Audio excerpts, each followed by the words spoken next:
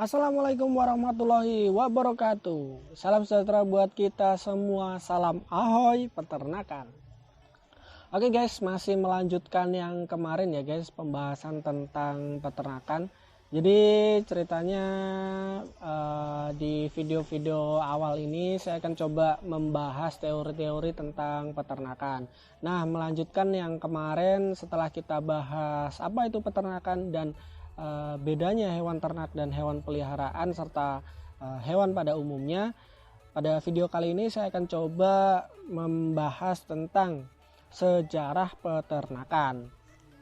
Jadi sejarah peternakan di dunia itu berawal dari proses domestikasi.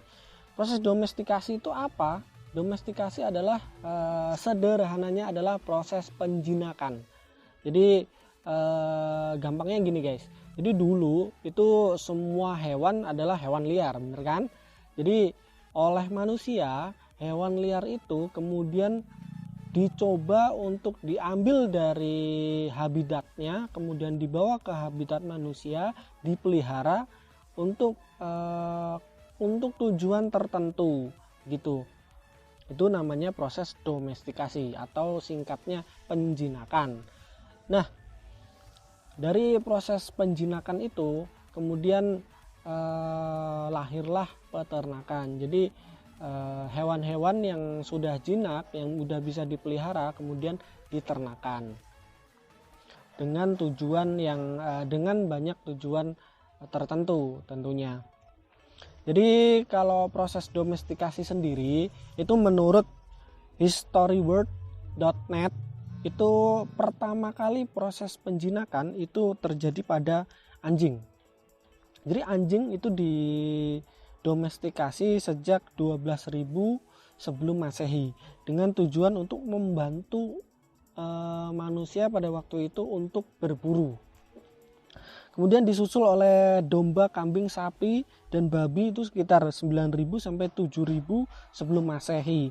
Kemudian kucing dan kuda itu 3.000 sebelum Masehi. Kemudian unggas itu sekitar 2.000 sebelum Masehi. Itu sejarah peternakan di dunia ya guys. Nah, sedangkan di Indonesia sendiri sejarah peternakannya bagaimana? Sejarah peternakan di Indonesia itu sudah ada sejak zaman VOC atau sejak zaman Hindia Belanda, sejak zaman penjajahan Belanda.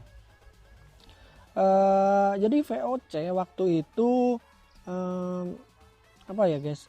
Untuk memenuhi kebutuhan mereka selama penjajahan di Indonesia, itu mereka memanfaatkan hewan-hewan ternak. Bahkan mereka mengimpornya dari luar negeri ke dalam negeri, membawanya ke sini untuk berbagai tujuan tertentu. Misalnya ini kuda mereka gunakan untuk berperang. Yang kedua itu dia gunakan untuk transportasi, misalnya untuk andong, untuk membawa mereka dari satu tempat ke tempat lain.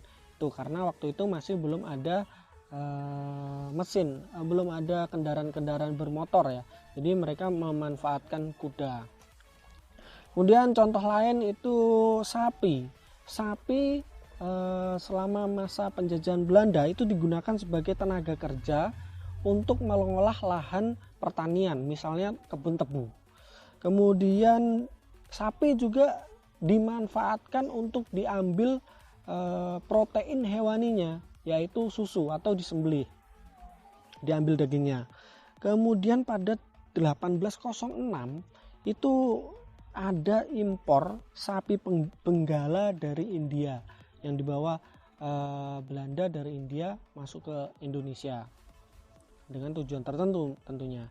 Nah, pada 26 Agustus 1836 itu lahir ketetapan pemerintah Hindia Belanda pertama kali tentang PKH atau peternakan dan kesehatan hewan.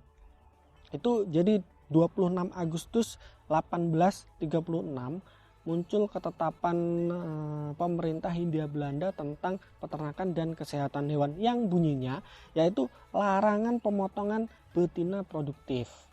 Itu guys. Jadi pada tanggal itu akhirnya saat ini diakui sebagai Hari Lahir Peternakan dan Kesehatan Hewan. Jadi sejarah ketetapan Hindia Belanda yang membuat larangan pemotongan betina produktif akhirnya diakui saat ini di Indonesia itu sebagai Hari Lahirnya Peternakan dan Kesehatan Hewan, yaitu tanggal 26 Agustus 1836. Nah, tokoh peternakan nasional itu salah satunya ada Bapak James Humental Hutassoit. Siapakah beliau? Beliau itu di masa Orde Baru itu merupakan seorang menteri.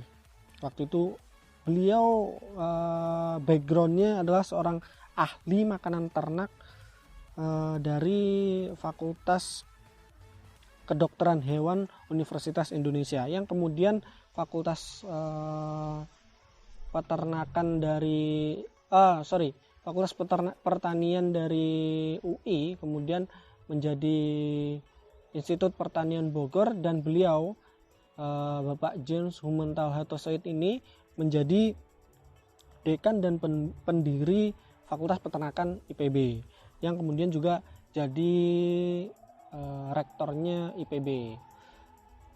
Nah, gitu ya guys, sedikit tentang sejarah peternakan dunia dan di Indonesia serta tokoh pendiri peternakan yang ada di Indonesia. Mungkin segitu dulu videonya. Mohon maaf kalau ada salah-salah kata. Kalau ada yang salah bisa dikoreksi di komentar ya guys. Kita saling belajar, kalau ada saling koreksi aja kalau ada yang salah, karena ilmu itu terus berkembang. Oke, segitu aja video kali ini. Terima kasih sudah nonton videonya sampai habis. Jangan lupa like, subscribe, komen, share, serta bunyikan lonceng agar selalu dapat notifikasi video terbaru dari kami. Oke, sampai jumpa di video-video selanjutnya. Salam ahoy peternakan.